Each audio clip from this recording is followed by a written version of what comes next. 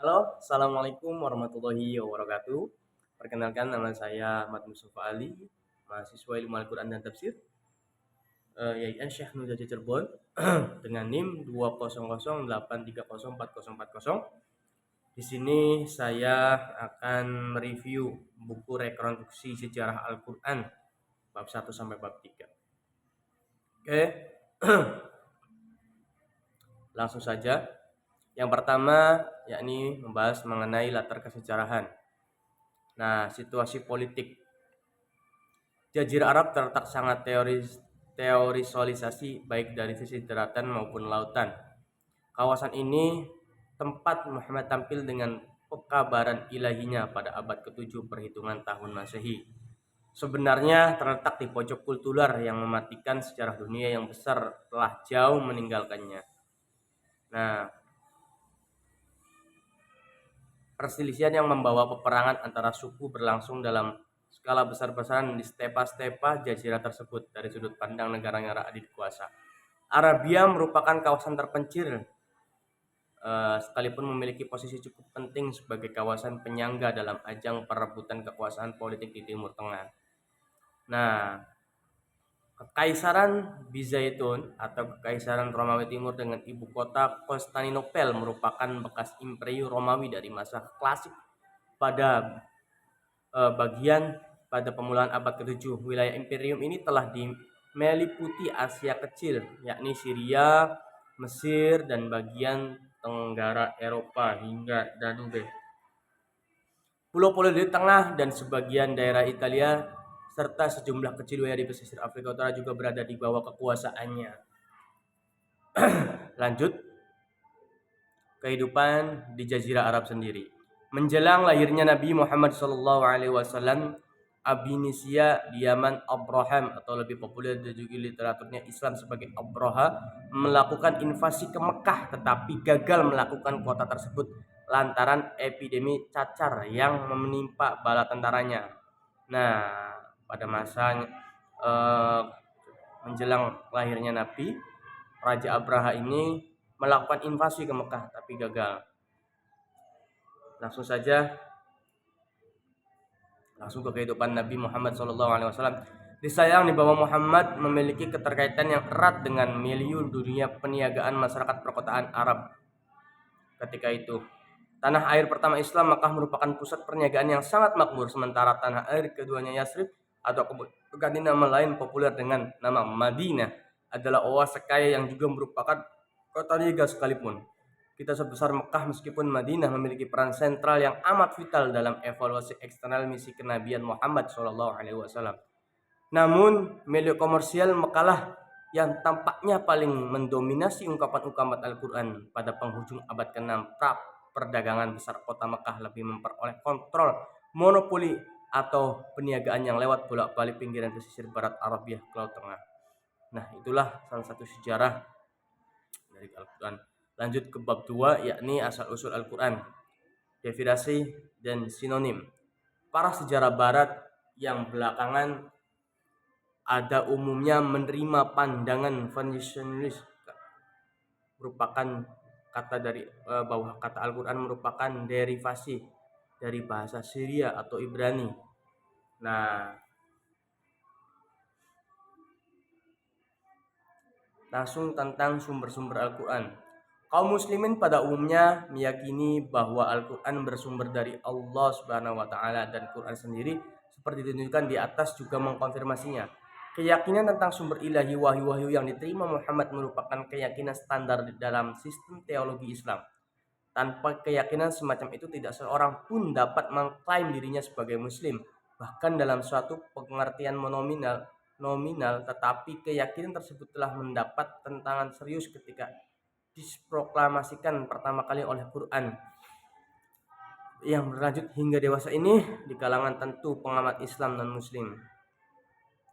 Pengakuan Muhammad bahwa ia menerima wahyu dari Tuhan semesta dalam disampaikan kepada seluruh umat manusia mendapat tantangan keras dari orang Arab yang sezamannya dengannya.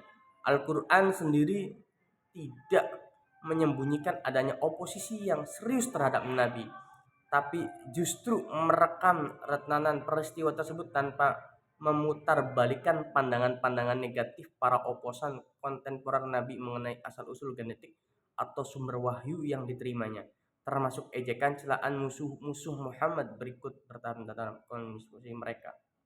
Nah, wahyu ilahi dan nabi. Uraian-uraian tentang derivasi, sinonim, dan sumber-sumber Al-Quran di atas tentang jelas memperlihatkan bagaimana konsepsi kitab suci ini mengenai asal-usul dirinya. Wahyu-wahyu Qur'ani yang diterima Nabi menurut gagasan ini bersumber dari Allah. Wahyu-wahyu tersebut sebagaimana dengan wahyu-wahyu lain yang diterima nabi-nabi sebelum Muhammad terpancar dari luh yang terperintah. Nah, kata wahyu, iqra beserta kata bentukan lain darinya merupakan kata-kata yang frekuensi penggunaannya paling banyak di dalam Al-Quran. Kata-kata ini telah menjadi istilah-istilah teknis dalam terminologi Islam, khususnya untuk merujuk komunikasi pesan ilahi kepada para nabi. Di dalam Al-Quran sendiri, penggunaan kata wahyi dan kata-kata bentuknya tidak hanya dibatasi bagi para nabi, tetapi juga digunakan secara umum untuk melukiskan bentuk komunikasi yang dijalin antara sesama manusia atau Tuhan dengan makhluknya. Termasuk para nabi, jadi kata ahwa digunakan dalam pengertian memberi isyarat atau menunjukkan guna menggambarkan komunikasi yang dilakukan Zakaria setelah menjadi bisu kemudian kaumnya. Nah, Ibnu Abbas, salah seorang sahabat Nabi yang memiliki otoritas dalam segi Al-Quran. Lanjut saja ya ke bab yang ketiga, yakni kronologi pewahyuan Al-Quran. Pijakan utama yang menanggalan bagian-bagian Al-Quran adalah riwayat-riwayat sejarah dan tafsir.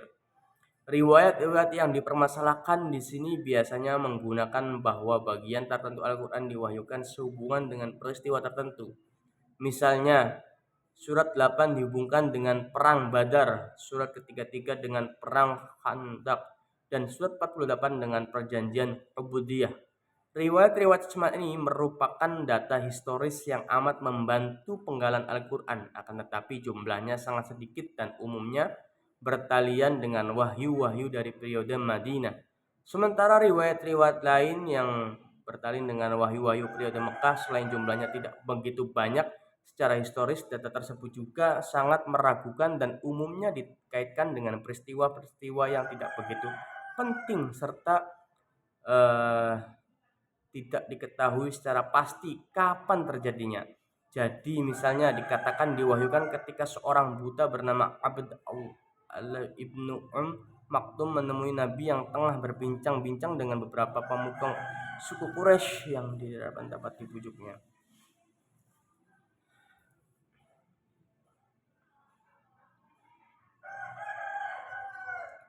Selanjutnya, kronologi Al-Quran kesejarahan Islam.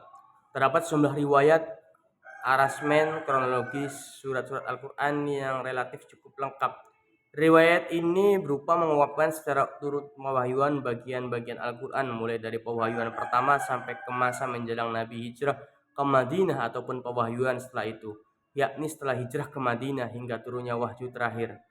Ringkasannya, riwayat itu menurutkan arasmen kronologi wahyu-wahyu Makkiyah dan Madaniyah. Jika riwayat-riwayat tersebut dibanding antara satu dengan lainnya, akan terlihat sejumlah kemiripan atau perbedaan. Tiga riwayat kronologi pewahyuan surat-surat Al-Quran yang dikemukakan berikut ini memperlihatkan kemiripan dalam arasmen surat-suratnya. 14 riwayat pertama sumber dari Ibnu Abbas, 15 riwayat kedua bersumber dari manuskrip karya Umar Ibnu Muhammad bin Abdul Al-Kafi abad ke-15.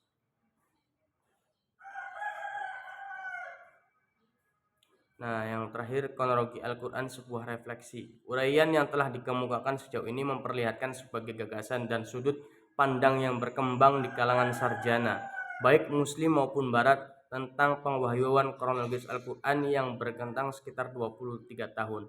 Baik ketika Nabi menetap di Mekah maupun setelah hijrah ke Madinah, bagaimana ditunjukkan di atas, berbagai sistem penanggalan yang mendasarkan diri pada asumsi surat sebagai unit wahyu terlihat tidak memadai serta tidak kepada karakter atasi bahan-bahan tradisional penanggalan Al-Quran itu sendiri. Karena itu asumsi tradisional lainnya tentang bagian-bagian Al-Quran sebagai unit.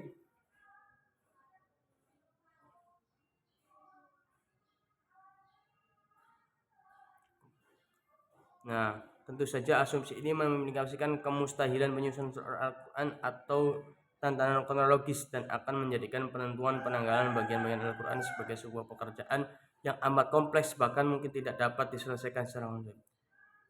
Mungkin itu saja pembahasan mengenai review buku dari bab 1 sampai bab 3 konstruksi sejarah Al-Quran. Terima kasih.